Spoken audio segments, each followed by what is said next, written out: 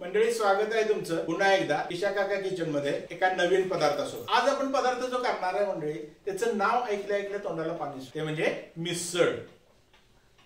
आणि तीही कोल्हापुरी झणझणीत मिसळ। एक असा इन्ग्रेडियंट वापरून, जो सिक्रेट इन्ग्रेडियंट अनेक लोकांना माहित नाही, अनेक लोकांनी कधी बघितलेलं नाही, असं एक सिक्रेट इन्ग्रेडियंट वापरून आपण झणझणीत कोल्हापुरी मिसळ करणार आहोत। आणि ही जी मिसळ आहे तिची चव या एका पदार्थामुळे अनेक पटीने वाढते। चला तर मग करूया आपला आजचा मिसळीचा बेत। मंडळी, कोल्हापुरी झणझणीत मिसळ करण्यासाठी आपल्याला जे साहित्य लागणार आहे ते साहित्य आपण पहिल्यांदा बघून घेऊया। आपण इथं 4 मध्यम आकाराचे कांदे बारीक चिरून घेतलेले आहेत। या रस्सा करण्यासाठी किंवा कट करण्यासाठी थोडे कांदे जास्तच लागतात। त्याच्यानंतर टोमॅटो घेतलेले आहेत, 3 टोमॅटो आपण इथे चिरून घेतलेले आहेत बारीक। त्याच्यानंतर 1 वाटी मोड आलेली मटकी घेतलेली आहे। ह्याचा स्टॉक किंवा ह्याचा रस जो आहे तो आपल्याला मिसळीसाठी लागणार आहे। त्याच्यानंतर 1 कप तेल घेतलेलं आहे, कारण तेल थोडंसं जास्त वापरावं लागतं। कट चांगला येण्यासाठी आपल्याला तेल भरपूर वापरावं लागतं। त्याच्यानंतर साधारण 4 चमचे आलं लसूण आणि मिरची पेस्ट आहे। त्याच्यानंतर लाल तिखट आहे। हा लाल तिखट आपल्याला साधारण 2 ते 3 चमचे वापरायचं आहे। हळद वापरायची आहे। हा स्पेशल मिसळ मसाला आहे। हा मसाला बाहेर जर तुम्हाला मिळत नसेल किंवा तुमच्याकडे उपलब्ध नसेल तर तुम्ही गरम मसाला टाकलात तरी चालेल।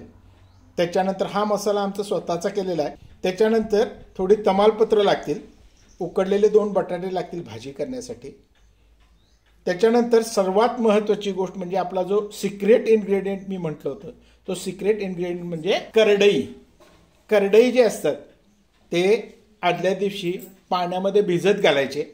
ह्या अशा पद्धतीच्या करडई असतात, करडईच्या बिया त्या बाजारातून आणून आदल्या दिवशी पाण्यामध्ये भिजत घालायचे आहेत आणि दुसऱ्या दिवशी त्याचं दूध काढून घ्यायचं आहे। दुसऱ्या दिवशी पाण्यामध्ये घालून मिक्सरमधून त्याचं दूध काढून घ्यायचं आहे। हे काढलेलं दूध हे साधारण असं दिसतं आणि याचा वापर आपण मिसळ करण्यासाठी करणार आहोत।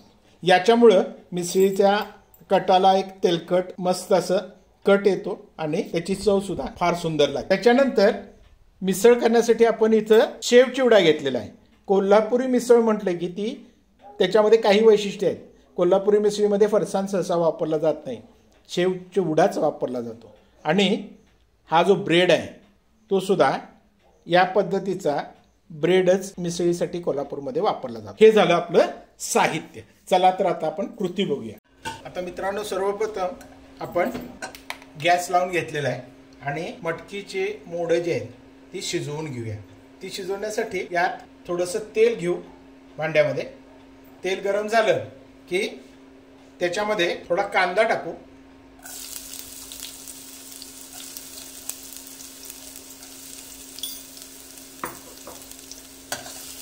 आणि कांदा थोडासा परतून घेऊ।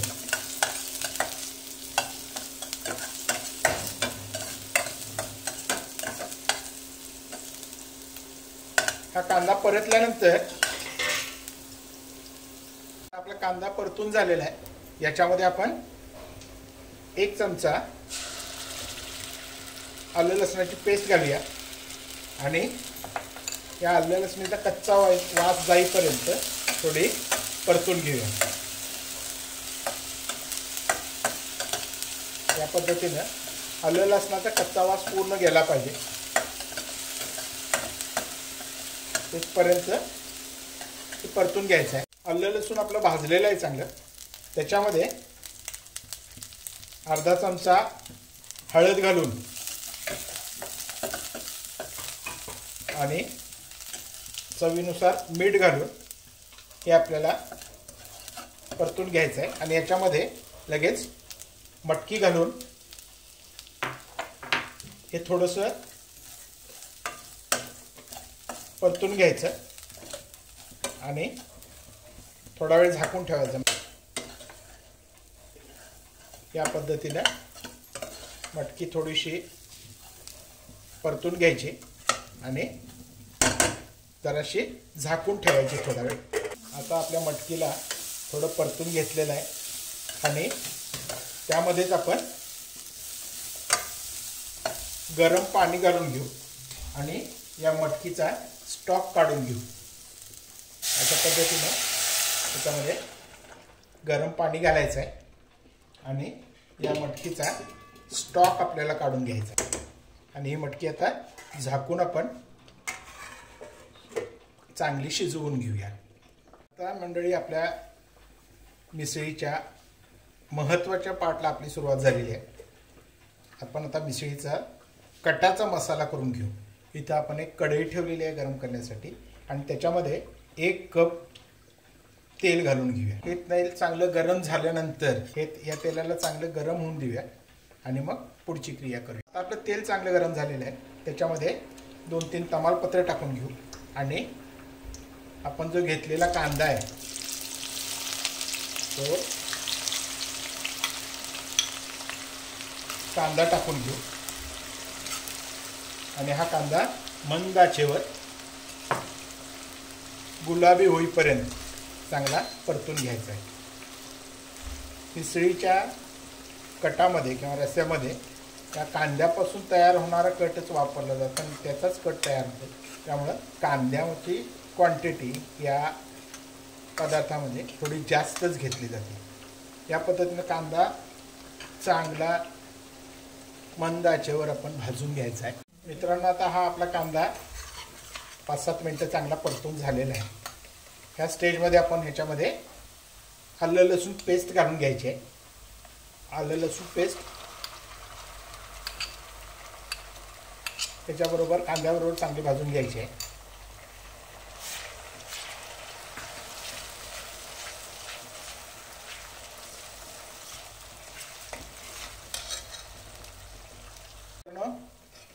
आलं लसूण आणि मिरचीची पेस्ट आपण कांद्याबरोबर भाजून घेतलेली आहे, चांगली भाजून झालेली आहे। त्याच्यामध्ये आपण हे मध्यम आकाराचे 3 टोमॅटो जे कापून घेतले होते ते घालून हे टोमॅटो चांगले मऊ होईपर्यंत त्या तेलाबरोबर भाजून घेऊया। साधारण एक 3-4 मिनिटं परतल्यानंतर टोमॅटो चांगले शिजतात। आपला टोमॅटो चांगला विरघळलेला आहे, त्याच्यामध्ये आपला सिक्रेट इन्ग्रेडियंट जो आहे करडईचं दूध ते आपण घालून घेऊया आणि हे चांगलं भाजून घेऊया। मित्रांनो, आता आपली करडईचं दूध जे आहे ते चांगलं आटलेलं आहे याच्यामध्ये। आता याच्यामध्ये आपण मिसळीसाठी मीठ घालू पहिल्यांदा। मगाशी जे मीठ घातलं होतं ते टोमॅटो मऊ होण्यासाठी घातलं होतं। आता पूर्ण मिसळीच्या चवीचं आपण मीठ त्याच्यामध्ये घातलेलं आहे। त्याच्यानंतर पाव चमचा हळद घालायची आहे त्याच्यामध्ये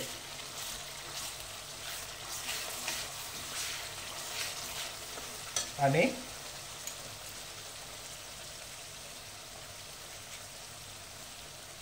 3 चमचे मी इथं लाल तिखट घातलेलं आहे।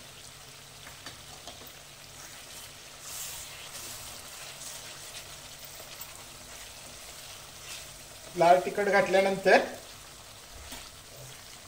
अनेक महत्त्वाचा घटक तो म्हणजे स्पेशल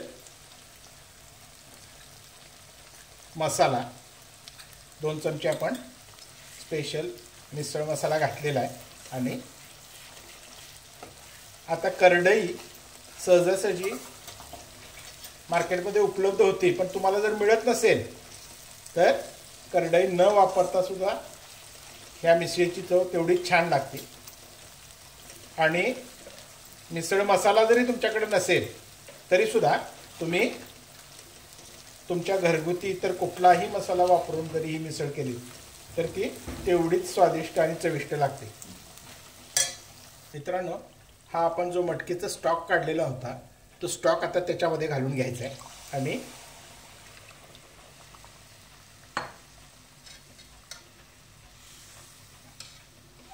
या स्टॉक बरोबर हा मिसळीचा कट चांगला उकळून घ्यायचा आहे।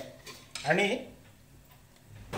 इथं जर तुम्ही बघितलं तर अशी मस्तपैकी तर्री आलेली आहे, त्याला कट आलेला आहे।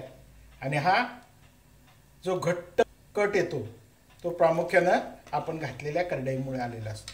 याच्या बरोबरीने आता आपल्याला आवश्यकतेनुसार पाणी घालायचं आहे गरम। गरम पाणी आपल्याला या कटाची कन्सिस्टन्सी किंवा या रश्याची कन्सिस्टन्सी जेवढी घट्ट किंवा पातळ पाहिजे असेल त्यानुसार त्याच्यामध्ये गरम पाणी घालून घ्यायचं आहे. गॅस बारीक करून झाकून थोडा वेळ असाच शिजू देऊया. हा हा हा हा हा बघा मंडळी, या मिसळीचा कट कसा मस्त कट आलेला आहे, तर्री आलेली आहे त्याच्यावर आणि आपल्या मिसळीचा रस्सा जो आहे तो या पद्धतीने तयार झाला. आता मित्रांनो, आपण बटाट्याची भाजी जी लागणार आहे मिसळसाठी ती करून घेऊया. त्यासाठी पहिल्यांदा भांड्यामध्ये थोडं तेल घेऊ. तेल थोडं गरम झाल्यानंतर त्याच्यामध्ये बारीक चिरलेला कांदा घालायचा आहे. यामध्ये तेलामध्ये थोडासा कांदा घालू आणि कांदा चांगला परतून घेऊ.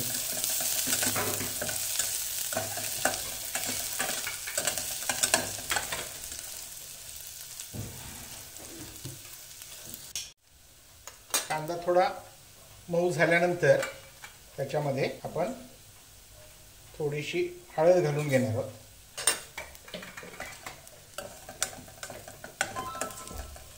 चवीनुसार मीठ घालायचं आहे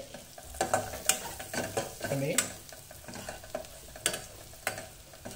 आपण जे 2 बटाटे घेतलेले उकडून त्याचे तुकडे त्याच्यामध्ये घालून घ्यायचे आणि हे चांगलं एकजीव करून आपल्याला ही भाजी मिसळमध्ये वापरायची आहे. ही भाजी जी आहे ती आता बटाटे ऑलरेडी उकडलेले असल्यामुळं त्याला शिजवण्याची गरज नसते. फक्त ह्या सगळ्या टाकलेले जे घटक आहेत, कांदा त्याच्यानंतर मीठ, हळद, ह्याच्याबरोबर ह्याला फक्त मिसळून घ्यायचं आहे आणि ही तयार झाली आपली बटाट्याची भाजी. हिचा वापर आपण मिसळ करण्यासाठी करणार आहोत. आणि मित्रांनो, ही तयार झाली आपली झणझणीत कोल्हापुरी मिसळ. आपण वापरलेल्या सिक्रेट इन्ग्रेडियंट जो की करडई वापरलेली आहे.